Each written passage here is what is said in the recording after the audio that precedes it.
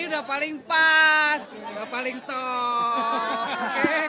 Nah. Saya rasa itu adalah pernyataan seorang sahabat yang ingin sahabatnya juga punya jalan dan punya kesuksesan.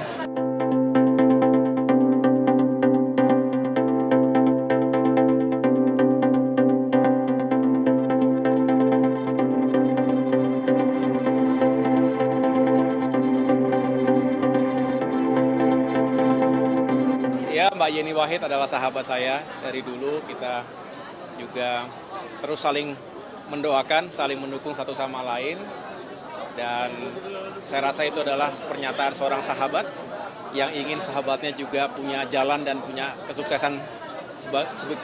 Sebaliknya saya juga mendoakan agar Mbak Yeni Wahid juga sukses dan apapun yang ditempuhnya, termasuk juga dalam perjuangan berikutnya. Gitu.